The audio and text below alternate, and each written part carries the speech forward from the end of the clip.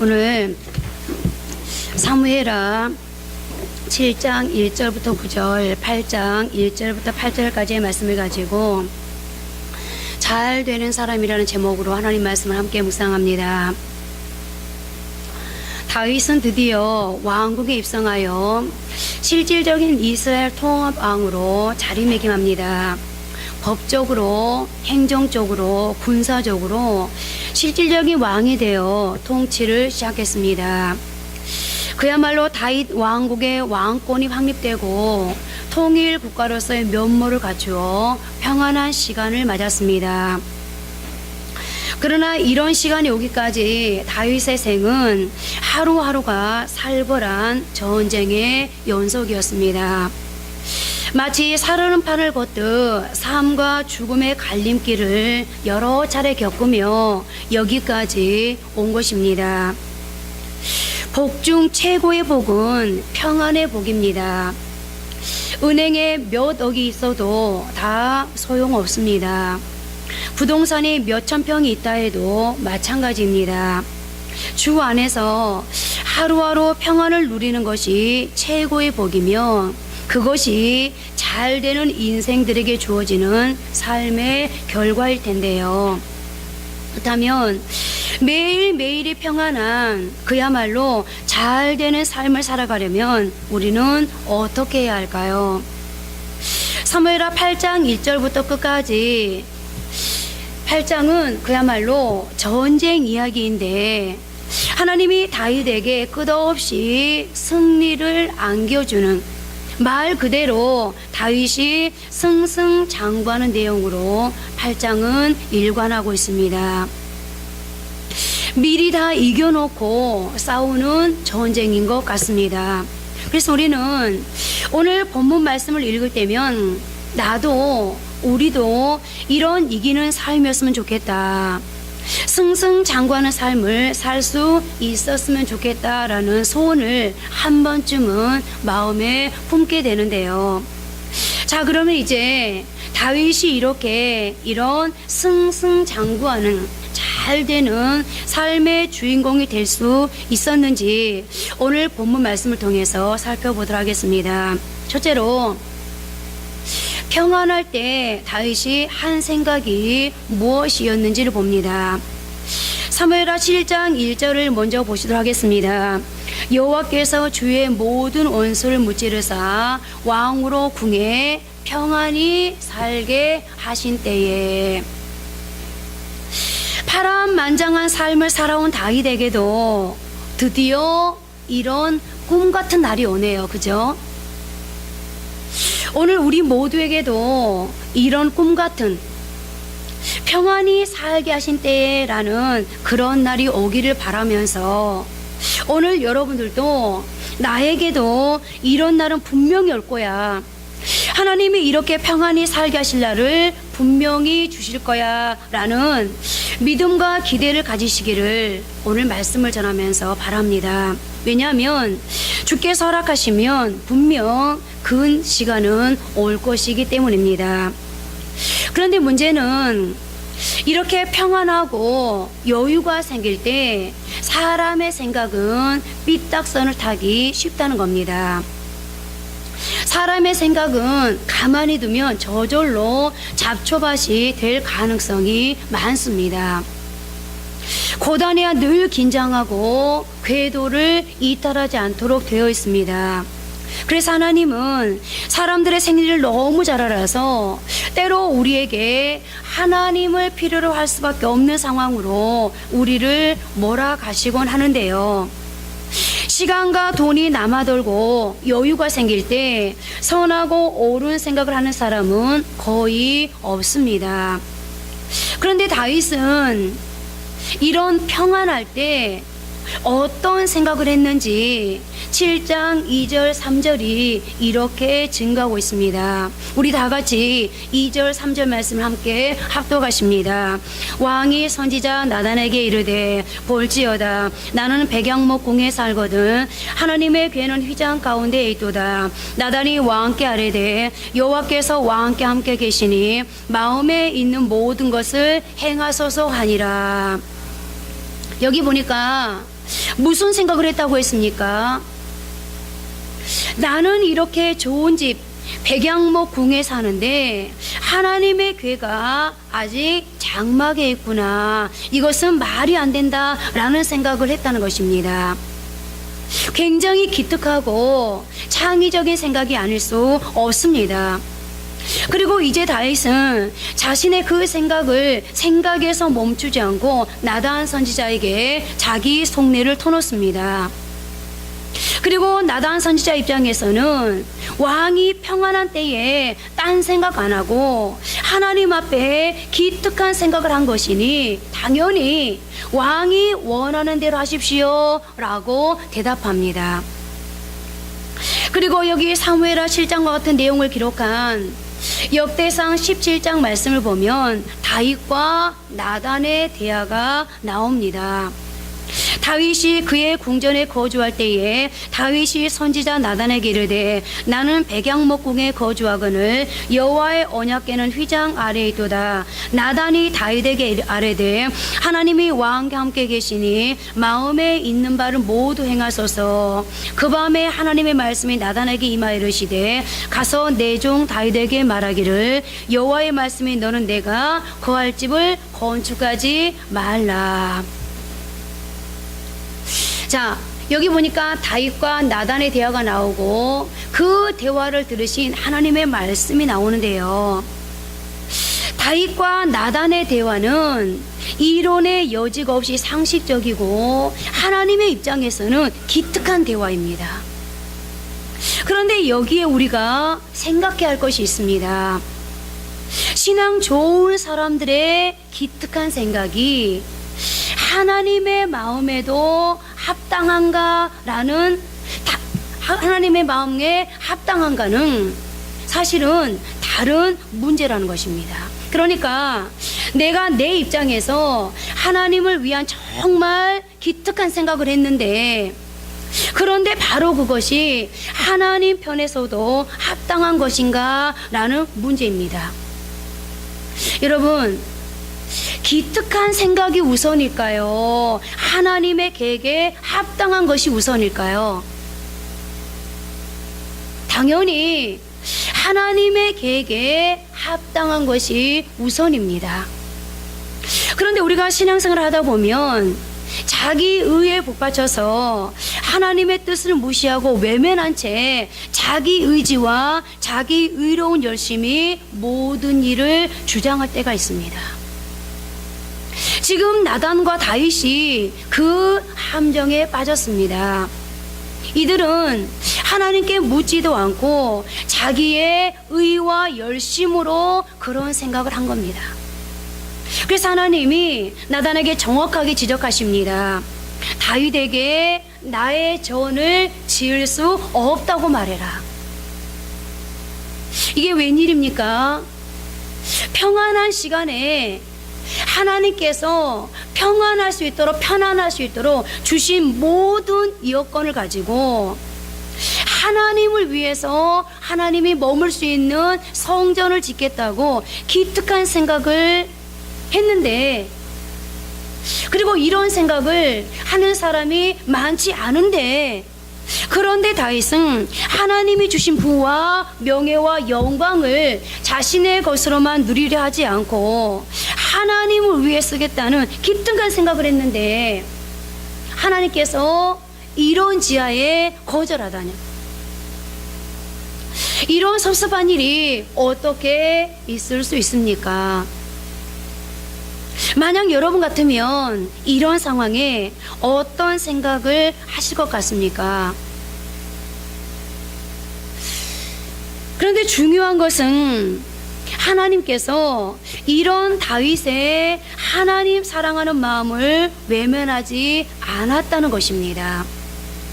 결국 이 창의적인 생각이 솔로몬의 성전, 예루살렘 성전 건축으로 이어지지 않습니까? 그리고 우리는 여기에서 잘 되는 사람들의 출발은 이렇게 자신에게 주어진 삶의 특권을 자신을 위해서가 아니라 하나님을 위해 쓰고자 하는 방향으로 생각이 항상 열려 있다는 것이고, 하나님은 그 중심을 외면하지 않으시고 그런 사람들의 삶을 축복하신다는 것입니다. 그렇습니다. 다윗의 잘 되는 삶의 시작은 평안할 때 그 평안을 누리는데 멈추지 않고 먼저 하나님을 생각하고 하나님께 시선을 두었다는 데 있었고, 하나님께서는 거절하긴 했지만 그럼에도 이런 기특한 생각을 한 다윗을 위해서 하나님이 원래 하시고 싶었던, 이전에 한 번도 허락한 바가 없었던 말씀을 이제 비로소 다윗에게 허락하고 있다는 것입니다. 두 번째로, 일단 자신의 뜻을 거절당했지만 그럼에도 하나님으로부터 주어지는 계시와 약속의 말씀에 자신을 복종시켰다는 것입니다. 좀 전에 말씀드렸던 것처럼 다윗의 뜻을 거절한 하나님께서 이제 나단을 통해 무슨 말씀을 하시는지를 보십시오. 오늘 본문 7장 4절부터 6절 말씀입니다.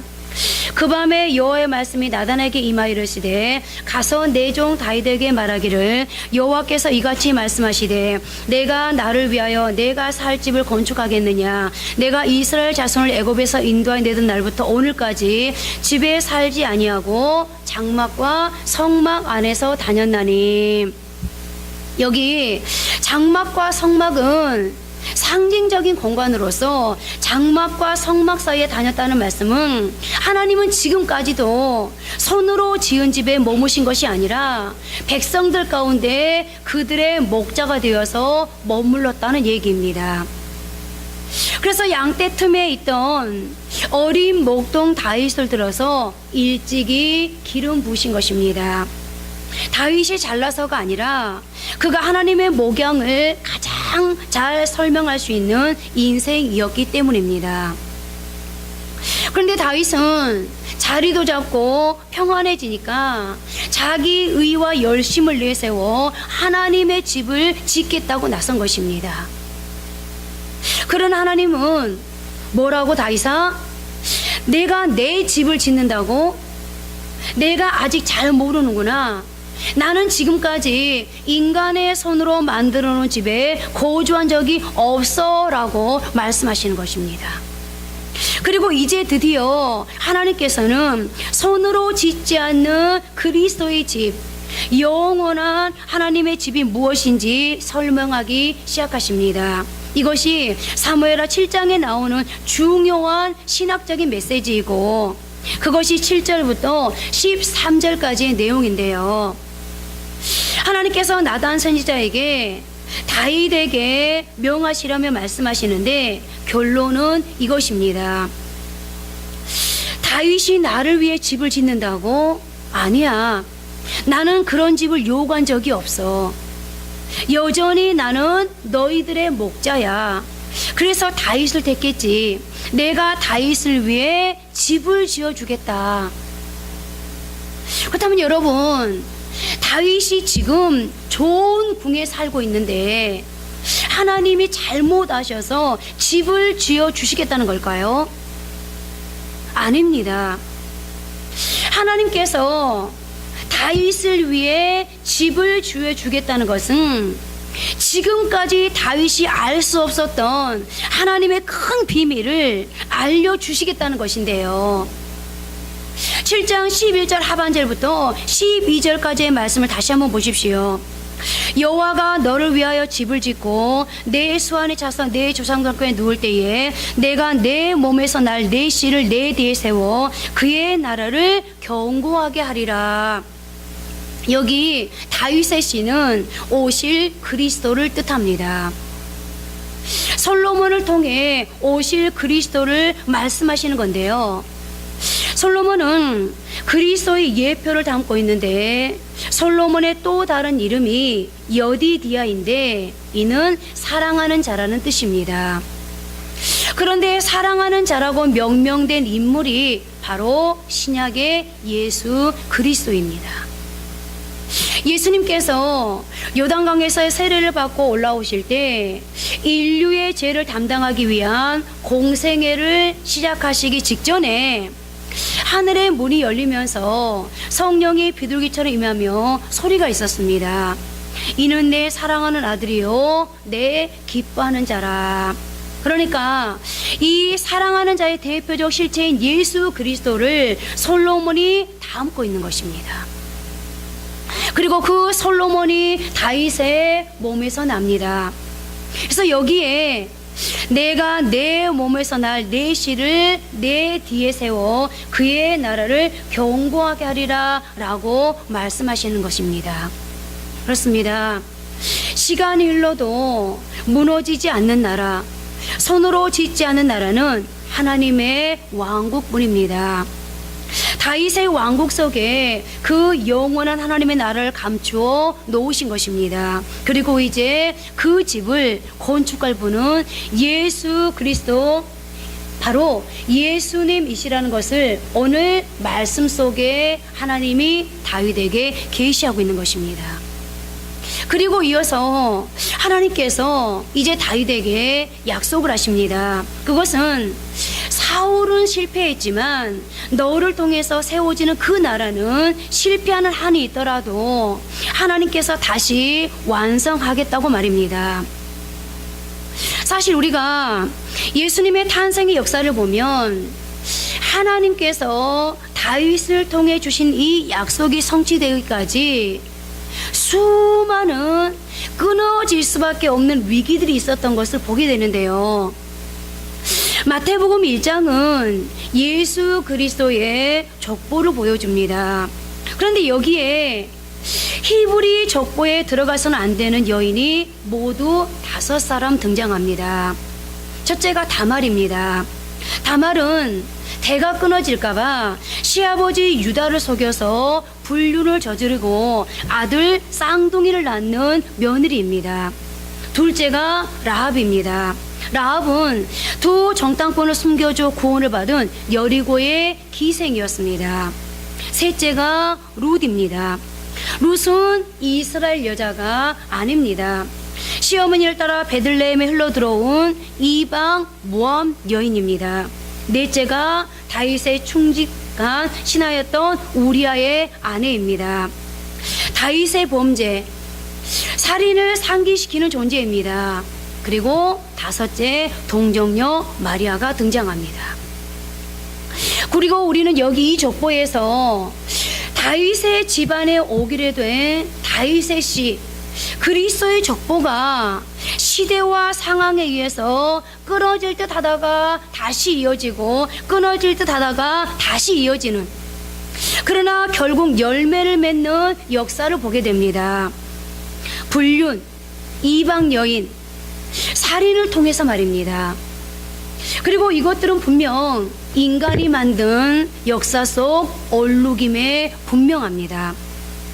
그런 하나님은 그 얼룩들 때문에 하나님의 구원의 열심을 쉬거나 포기하지 않으십니다.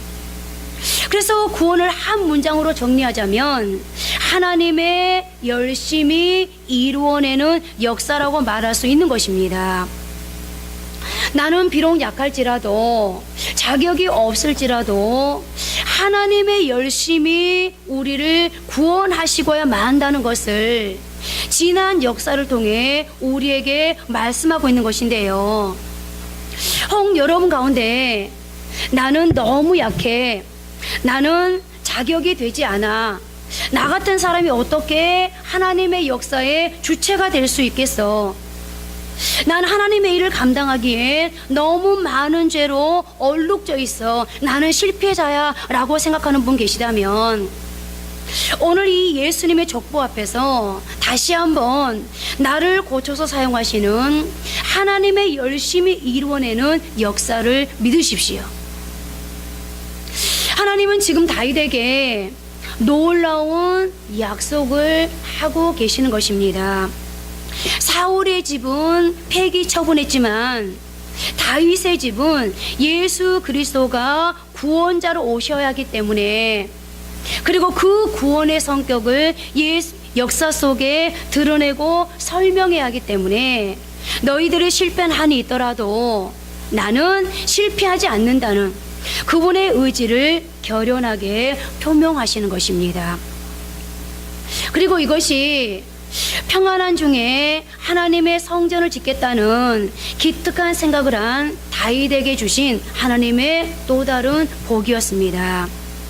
외관상으로 보면 지금 당장 성전을 지어 수많은 백성들 앞에서 자신을 드러내는 것이 더 영화로울 것 같지만, 지금 당장은 아니어도 자신의 몸을 통해서 영원히 없어지지 않을 가장 견고한 집인 예수 그리스도, 인류의 구원자 대신 예수 그리스도라는 집을 주신다는 것, 이것보다 더 큰 축복이 어디 있을 수 있겠습니까? 이것이야말로 잘 되는 사람들의 특징이 아니고 무엇이겠습니까?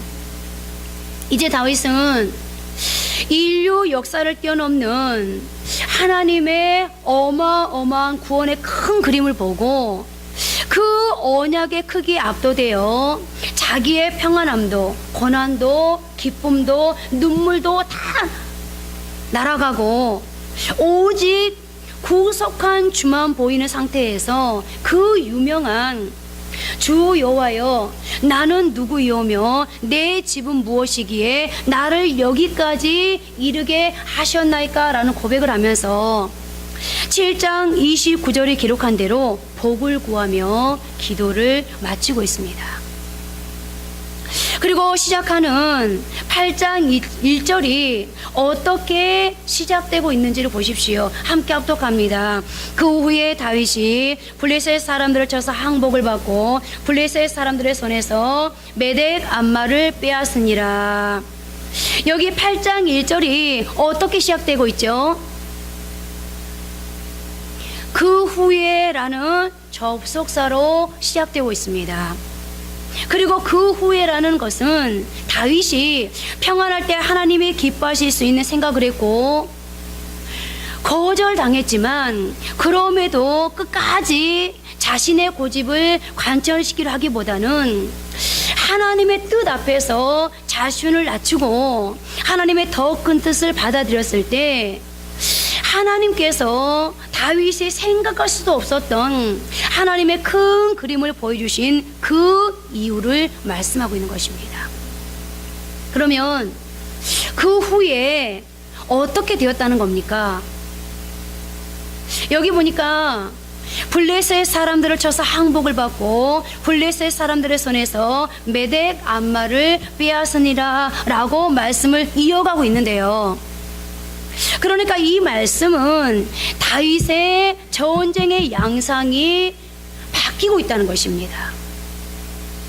지금까지의 다윗의 전쟁은 공격을 받으면 적들을 물리치는 수세적 전쟁을 해왔습니다. 유다나 이스라엘이 먼저 적을 친 적이 거의 없었습니다. 그런데 8장이 그 후에라고 말씀을 시작하면서 다윗의 왕국이 제자리를 잡고 그때로부터 전쟁의 양상이 수세적인 전쟁에서 선제적이고 공격적으로 바뀌는 것을 볼 수 있습니다. 그리고 그 전쟁의 최종 결론을 말해주는 성경은 8장 6절에서 다윗이 어디로 가든지 여호와께서 이기게 하시니라. 14절에서는 다윗이 어디로 가든지 여호와께서 이기게 하셨더라 라고 밝히고 있습니다. 그야말로 우리는 지금 잘 되는 사람의 또 한 면을 보고 있는 건데요. 자, 이제 세 번째로 잘 되는 사람은 자신에게서 자신을 끊임없이 괴롭히는 근본 원인을 없앤다는 것입니다. 다윗 왕국이 이렇게 수세적인 전쟁에서 선제적인 공격을 하게 바뀌어지면서 다윗의 왕국이 그야말로 본격적으로 가동되면서 제일 먼저 다윗이 정복한 곳이 블레셋이었는데요. 이 블레셋은 사실 이스라엘을 시시때때로 괴롭히고 발목을 잡고 늘어졌던 그야말로 이스라엘에게는 골칫덩어리 그 자체의 나라였습니다. 그런데 오늘 다윗이 이스라엘의 역사에 어김없이 또 등장하는 이 블레셋을 영원한 적일 것 같았던 그 블레셋을 쳐서 항복을 받음으로 블레셋은 2장을 끝으로 성경의 역사 속에서 꼬리를 감추게 되었는데요. 사실 이 블레셋은 이스라엘 땅이어야 옳았습니다. 그런데 불행히도 여호수아 때에 지중해 쪽을 끼고 있던 가드, 가사, 아스돗, 아스글론, 에그론 등 블레셋의 5개 성읍을 정복하지 못하고 남겨놓았고, 거기서 큰 족속이 자생하여 일어나서 이스라엘 역사에 계속된 고난과 어려움을 안겨주었는데, 그런데 오늘 다윗 왕국이 계속해서 그렇게 마치 옆구리의 가시처럼 이스라엘을 어렵게 만들었던, 이스라엘을 괴롭혔던 그 블레셋을 정복하게 된 것입니다. 그렇습니다. 오늘 우리에게도 정복하지 못하고 남겨놓은 것들이 있을 수 있습니다. 떠나지 못하고 집착하는 것들이 있을 수 있습니다. 하나님, 이것만은 안 됩니다. 이것만은 건들지 말아주세요 라고 움켜쥐고 끝까지 고집을 부리는 것들이 있을 수 있습니다. 그러나 여러분, 우리는 어쩌면 지금까지 정복하지 못하고 떠나지 못해 남겨두었던 바로 그것 때문에 괴롭힘을 당하면서 너무나도 많은 것들을 잃고 살아왔는지도 모릅니다. 그렇다면 여러분, 오늘 하나님 앞에서 온전히 정복하지 못하고 떠나지 못한 우리의 블레셋은 무엇입니까? 나의 어떠한 블레셋이 내 인생을 갉아먹고 있습니까? 오늘 여러분, 우선 먼저 내가 그 블레셋을 처리해야 비로소 내 삶에도 잘 되는 축복이 있다는 것을 기억하면서 오늘 이 시간 다윗이 그랬던 것처럼 다윗의 왕국이 이제 작동되기 시작하면서 맨 처음 이 블레셋을 해결했던 것처럼 오늘 여러분들에게도 잘 되는 인생이 되기 위해서 오늘 여러분들의 블레셋을 해결할 수 있는 그런 결단이 있기를 바랍니다. 네 번째로 다윗이 잘 될 수 있었던 또 한 가지 이유는 메덱 암마라고 하는 이스라엘을 위협할 수 있는 또 다른 굴레를 해결했다는 것입니다. 오늘 본문 8장 1절 하반절에서는 블레셋 사람들의 손에서 메덱 암마를 빼앗았다라고 기록하고 있는데, 이 메덱 암마는 지역 이름이 아니라 모성에 굴러라는 의미로 그 지역의 특성을 설명하는 말입니다.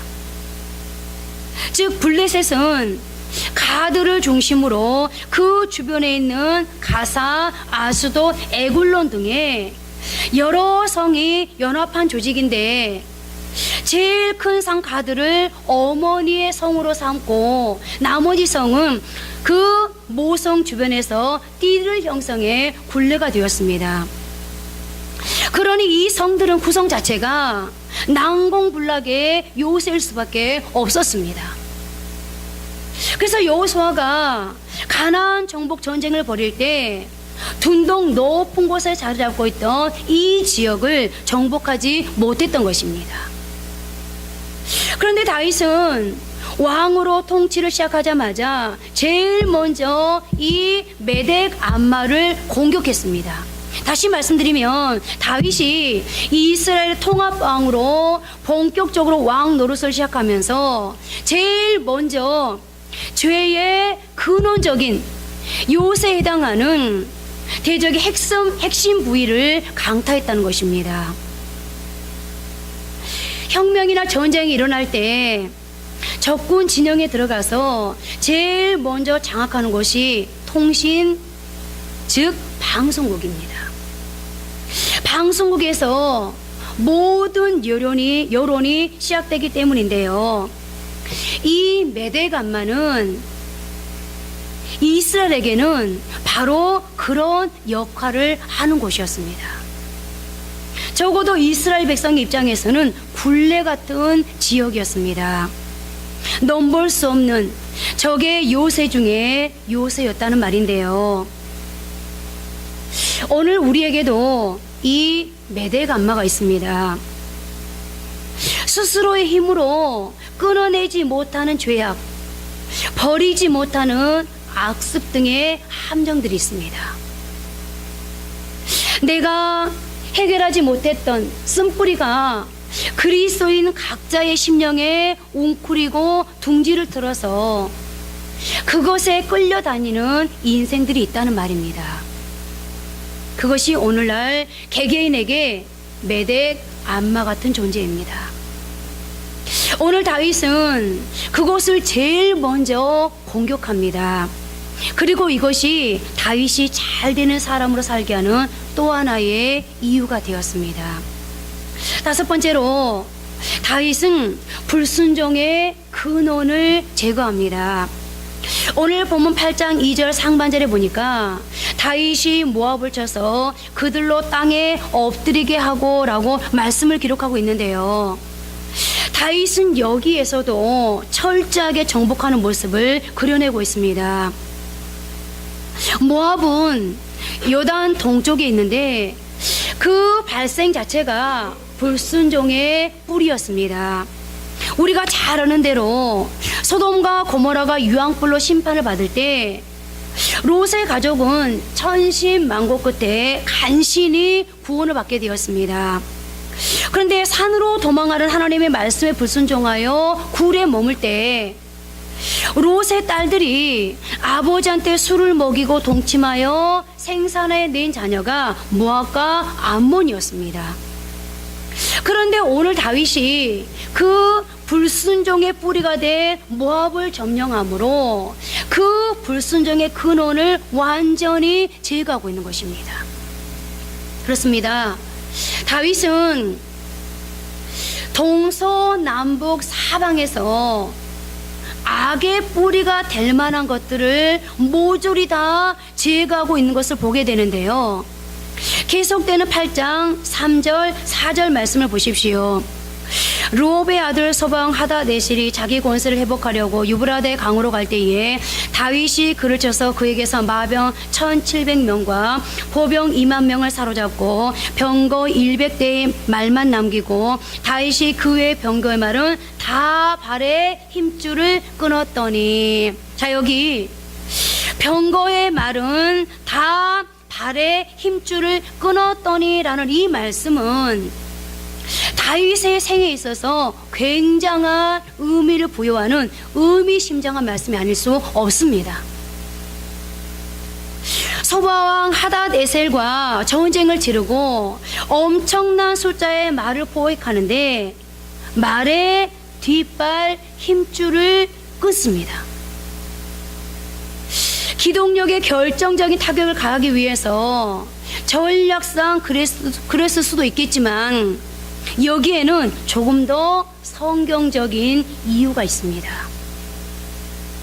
그러니까 다윗이 이 전쟁을 한 것은 그냥 어떤 육적인 전쟁을 말하고 있는 것이 아니라 영적인 것으로서 다윗이 주변 나라를 공격하고 이기는 것은 사람을 죽이는 잔인한 사륙의 문제가 아니라 죄악의 세력과 대항해 정복하는 문제로 성경은 설명하고자 했던 것입니다.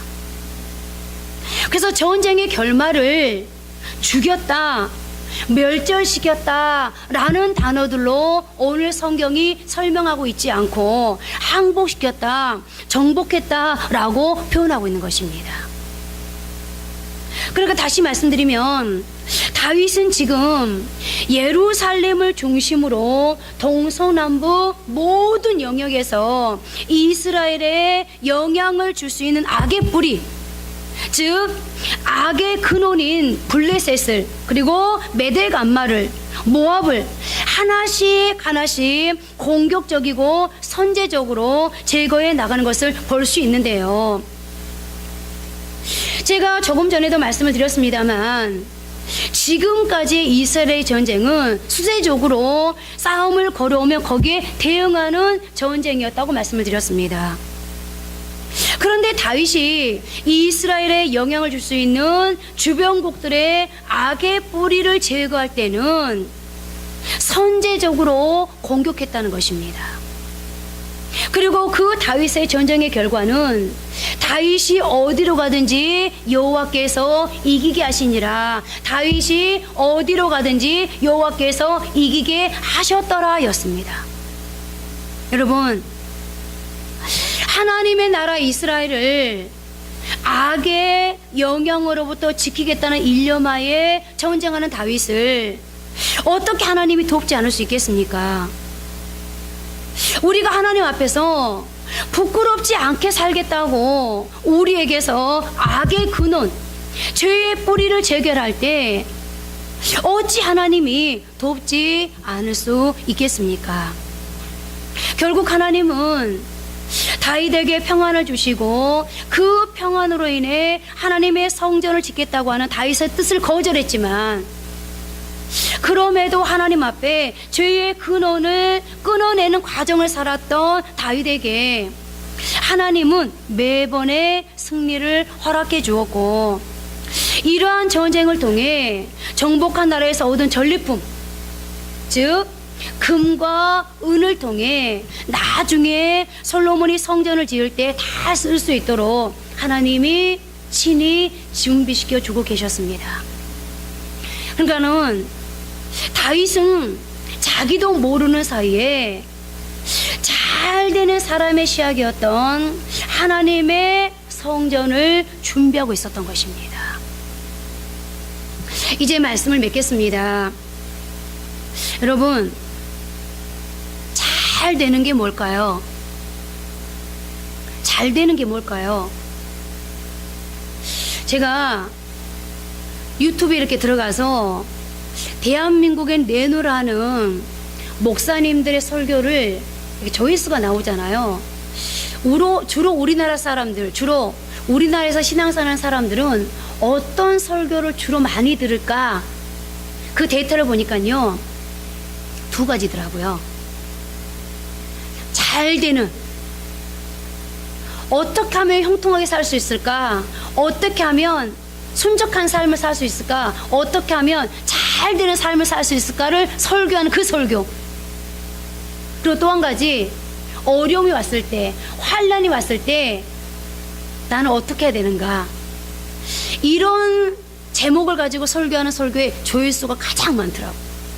이 말은 무슨 말이죠?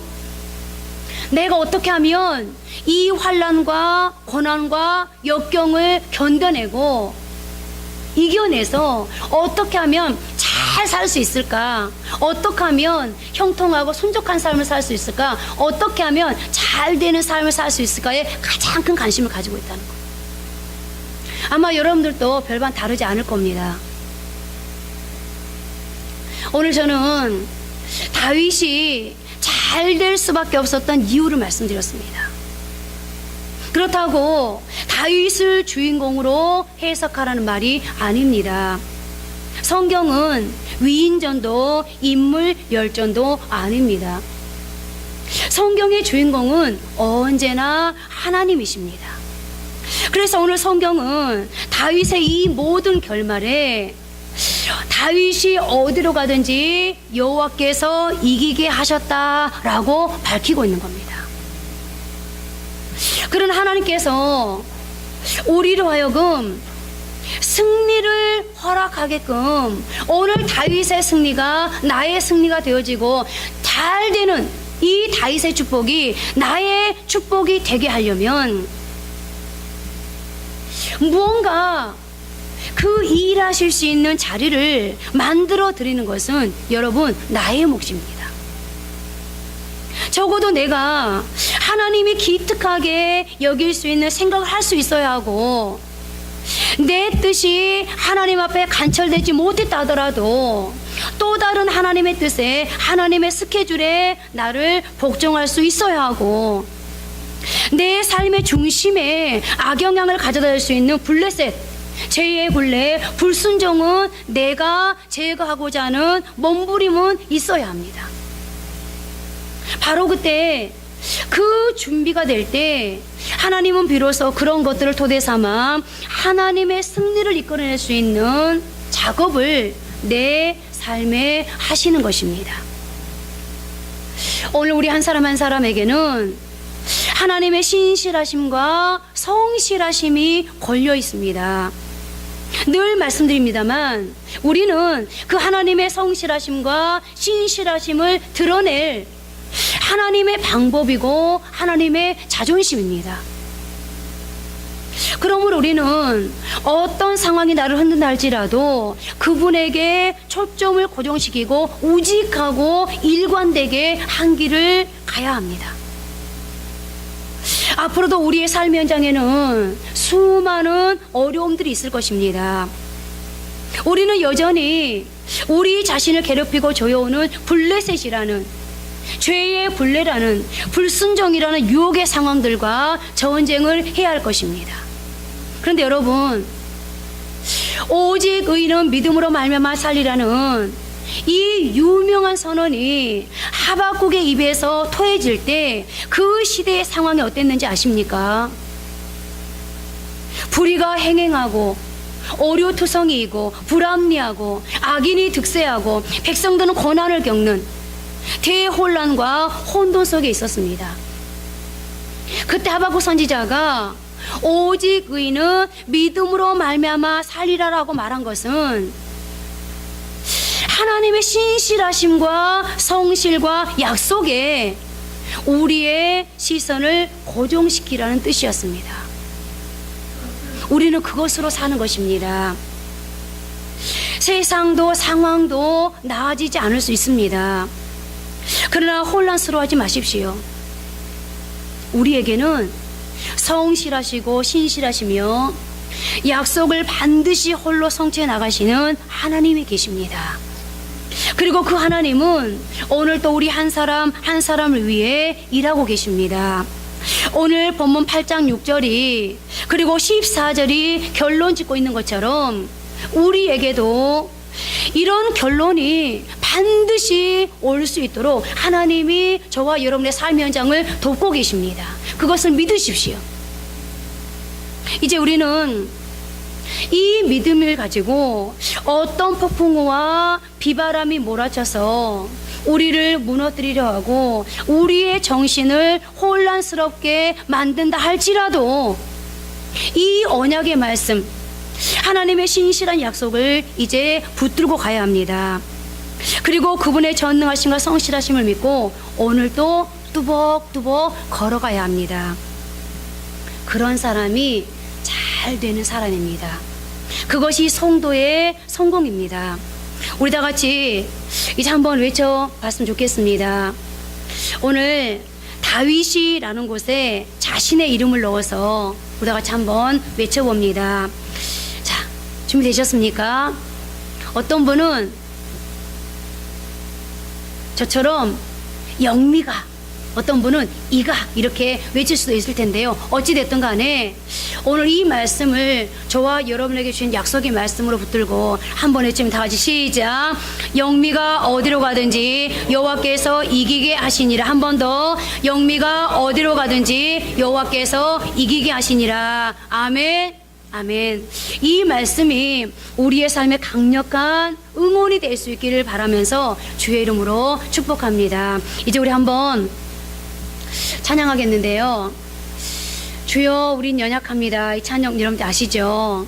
여러분들 이 찬양을 하나님 앞에 올려드리면서 내게 가장 최상의 상황이 주어졌을 때 나는 가장 먼저 무엇을 생각했는지, 내 뜻이 하나님 앞에 관찰되지 못했을 때 나는 어떻게 반응했는지, 나의 블레셋은 무엇인지, 나에게 굴레가 되는 습성은 무엇인지, 나는 어떨 때 불순종했는지를 생각하면서 그럼 이제 나는 어떻게 그것들에 대처해야 되는지 이 찬양을 부르면서 한번 생각하시고 찬양을 끝나면서 한번 기도했으면 좋겠습니다.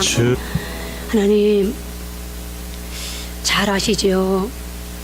오늘도 사랑하는 성도들이 하나님 앞에 잘 되는 사람이라는 이제 아버지 하나님 제목으로 말씀을 들으면서 성도들의 심령 속에도 잘 되는 사람, 그가 바로 나였으면 좋겠어. 잘 되는 사람, 그가 바로 우리 가족들이었으면 좋겠어. 잘 되는 사람, 아버지 하나님, 그 사람, 내가 머무는 사업장이 바로 그런 사업장이었으면 좋겠어. 직장이, 학업의 현장이, 나의 미래가 하나님, 이 잘 되는 사람이라는 이 아버지 하나님이요, 증거를 날마다 드러낼 수 있는 그런 삶이었으면 좋겠어라고 하나님 앞에 소원합니다. 하나님, 그러나 그 잘 되는 사람이라는 하나님 표딱지를 우리가 붙이며 살기 위해서는 우선 먼저 내 생각을 돌아봐야 되겠습니다. 하나님 앞에 날마다 기도합니다. 내 뜻이 관철되어지기를. 그런데 하나님께서 어느 순간에 내 뜻을 하나님께서 이루어 주기보다는 오히려 거절하십니다.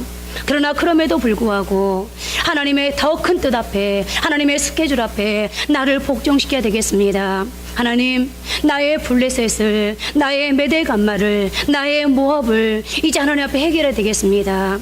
하나님 도와주십시오. 하나님께서 오늘 다윗에게 아버지 하나님 예수님의 탄생을 예언해 주십니다. 계시하십니다. 그런데 예수님께서 이 땅에 태어나기까지 얼마나 많은 아버지 하나님 위기가 있었습니까?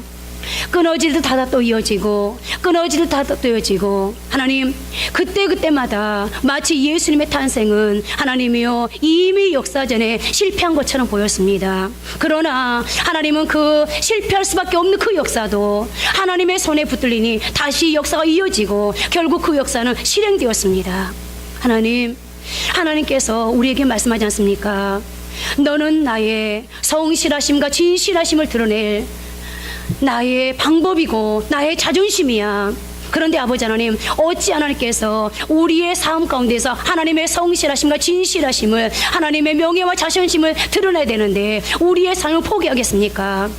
하나님, 설령 내가 부족하고 연약하고 실패하고 실수했다 할지라도 그것까지도 하나님께서 오히려 성케 만드셔서 하나님 우리를 통해 하나님의 역사를 반드시 이루어가지 않겠습니까?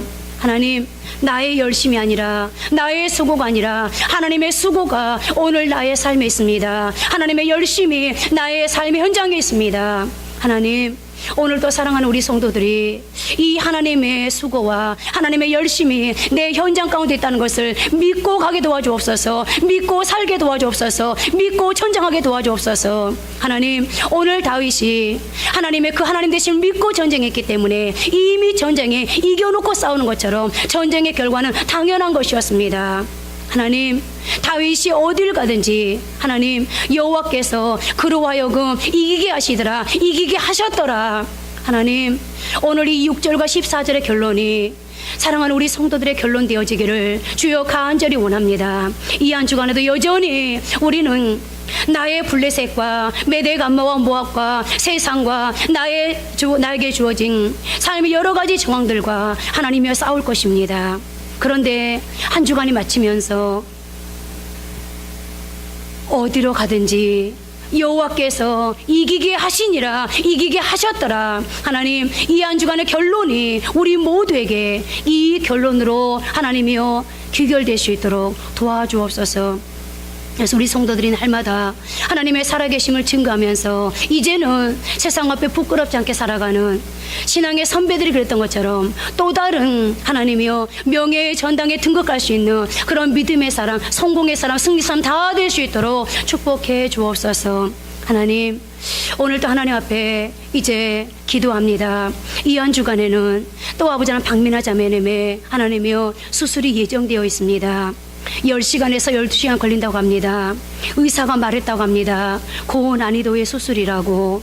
하나님, 이거는 참 드문 수술이라고. 그래서 의사 자신도 아버지 하나님 긴장되고 떨린다고 말했다고 합니다. 그러면서 의사의 입에서 기도하십시오라고 말했다고 합니다. 하나님, 의사가 믿는 사람인지 믿지 않는 사람인지 5명이 아버지 하나님 협치를 하기 때문에 아버지 하나님 우리는 알지 못하겠지만 하나님 진짜 의사는 하나님 아니십니까? 하나님께서 사랑하는 귀한 딸 만져주옵소서. 지금부터 마음이 두려워서 안절부절 좌불안석입니다. 하나님, 아무리 하나님의 말씀이 있고 주의 종이 하나님의 말씀을 전하고 주변 사람들이 위로한다 한들 하나님, 그 위로가 하나님이여 박미나 자매에게 100% 아버지 하나님 이제 마음의 용기를 가지고 하나님이여 두렵고 떨리는 마음을 다스릴 수 있는 강하고 담대함이 되겠습니까? 사람의 위로도 사람의 정말 이제 응원도 한계가 있는 것입니다.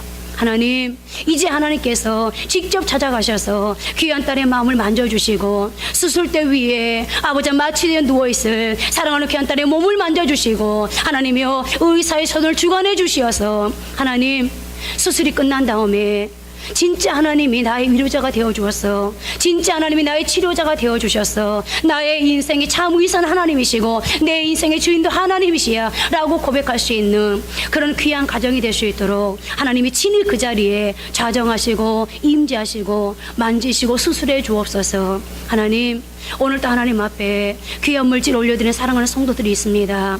하나님, 오늘 이 물질 받으시고 하나님께서 일하여 주시오되 하나님, 이스라엘 백성들이 수없는 전쟁을 치릅니다. 그리고 전쟁할 때는 어떤 사람이었든 힘들었을 것입니다. 하나님, 전쟁이 그냥 됩니까? 무언가를 감수해야 되고 또 때로는 무언가를 이루어야 되는 하나님이여, 그런 전쟁 앞에 이스라엘 백성 때로는 피곤하고 곤비하고 때로는 지치고 때로는 아버지 하나 절망했을 것입니다. 그러나 그럼에도 불구하고 하나님이 전쟁하게 하셔서 전쟁에 아버지 임했더니 하나님께서 전쟁에 승리케 하시고 그 전쟁에서 전리품을 주심으로 그 전리품이 이스라엘 백성들을 풍족하게 주었습니다. 하나님, 사랑하는 성도들이 믿음으로 하나님의 헌금을 드리지만 때로는 물질의 어려움을 겪을 때마다 물질에 대한 시험이 올 때도 있고 갈등이 올 때도 있고 또 아버지 하나님, 적어도 하나님 앞에서만큼은 물질의 갈등을 하지 않는다 할지라도 세상을 살아가면서는 물질 때문에 분명히 전쟁을 마음속으로 치를 겁니다. 하나님, 그 전쟁은 오늘로 끝나는 것이 아니고 내일도 모레도 여전히 우리 성도들의 삶이 한복판에 있을 것입니다. 그래서 때로는 괴롭습니다. 때로는 두렵습니다. 하나님, 그런 사랑하는 성도들의 이 물질 앞에서의 전쟁을 하나님께서 이제 승리케 해주시고 그러므로 말미암아서 우리 성도들이 이 물질의 전쟁 앞에 승리하게 되어짐으로 하나님, 하나님이 주신 전리품, 하나님이 주시는 이 승리의 결말을 통하여서 이제는 물질의 어려움 겪지 아니하고 주여 넉넉하게 살아갈 수 있는 복을 허락해 주옵소서. 교회가 물질로 넉넉해지고 성도들의 가정이 물질로 넉넉해지고 성도들의 사업장이 물질로 넉넉해지고 우리 자녀들의 인생에 물질의 넉넉해짐을 통하여서 이제 열방을 향하여서 물질 흘려보낼 수 있는 수많은 선교사들을 아버지 하나 파송할 수 있고 그리고 수많은 하나님의 사람들을 키워낼 수 있는 그런 복된 삶들로 살아갈 수 있도록 축복해 주옵소서.